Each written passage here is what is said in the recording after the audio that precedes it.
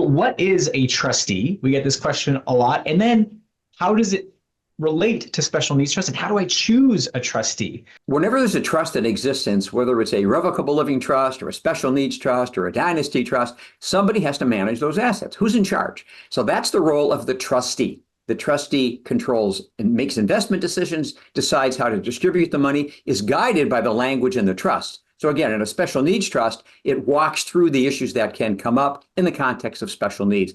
The trustee is the key person.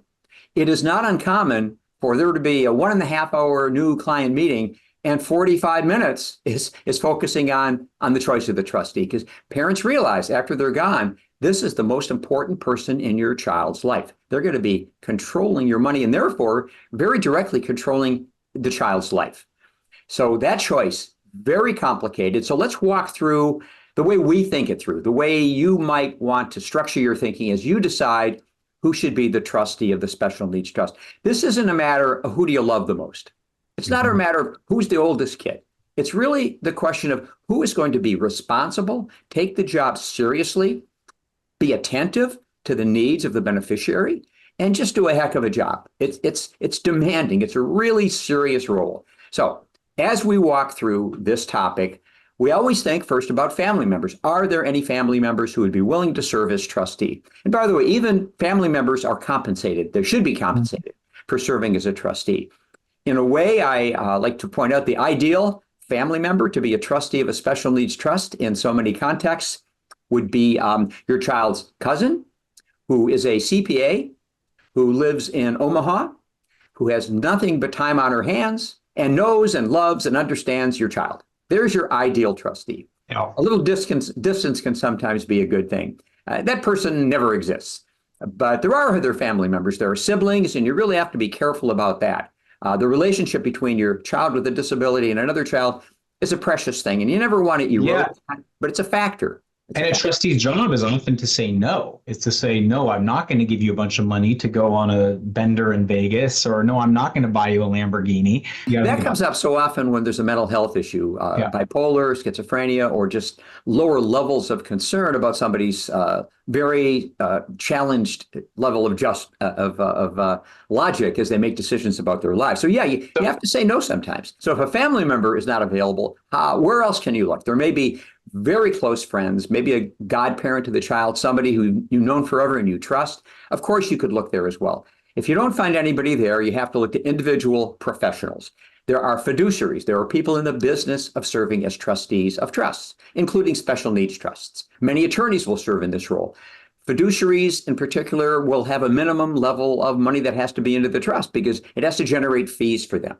If you're going to look to the world of professional fiduciaries, you have to look at the age of the individual. Some of the fiduciaries we know best are already in their 60s, and if your child is in her 30s, it's not going to work. So we have to find some younger people who are professional trustees to potentially serve in this role. If you don't find somebody there, in a way, the fallback would be an entity. Now, this is typically a bank, a financial institution. Some will serve as trustees of special needs trusts and some won't. They may have a $1 or $2 million minimum because it has to generate fees. It has to make financial business sense to them as well. There are a limited number of nonprofit organizations that will also serve as trustees if you can't find anybody there. If it's a very small amount of money that's going to be in the trust, which we encounter from time to time, there's something called a pooled trust. So there are alternatives. We understand them. It's a matter of walking through them, being educated about what each of them means, and then making the right decision. It's so critical. And how much does a professional trustee get paid? Or family members. There's usually two broad structures. So I'll just quickly go over that. So some professional, if it's a family member, they can keep track of the time and they can pay themselves a reasonable hourly rate that varies on the community, their level of experience, the level of work. Professionals either charge an hourly fee. They can range from, we've seen $150 to $350 an hour, or increasingly most professionals and banks will typically charge a flat fee based on the size of the trust, often around 1% per year.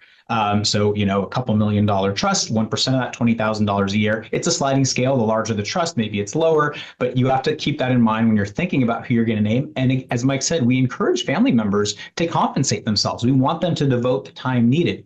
Very importantly, they can use trust funds to get help. They don't need to be legal or financial experts. They can hire attorneys with the trust funds. They can hire accountants, hire financial advisors. So they don't need to be legal or financial experts, but it is really important they do a good job. I mean, that's what matters. So, and let me add, they can also hire a social worker, a care manager to visit the beneficiary. It is not the job of the trustee to do everything, to be hands-on, to see everything.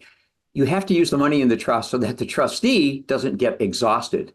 exactly. Again, it's taxing. So we have to be balanced as you think these things through, and make sure that your choice of the trustee knows that he or she is going to be in that role. Let's set a meeting. Let's review your plan. If you haven't, we invite you to join our client community. Reach out to us at gilfix.com or 650-493-8070. Easy to find us. Set that planning meeting. Let's review it. The stakes are too high to leave this to chance.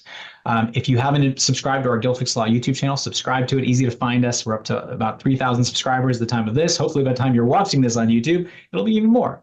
But if you are watching this on YouTube, like, comment, share, leave a question or comment for us if you have any questions. Talk to us if you're not sure. Just talk to us. A little bit of planning can have massive impacts on the future.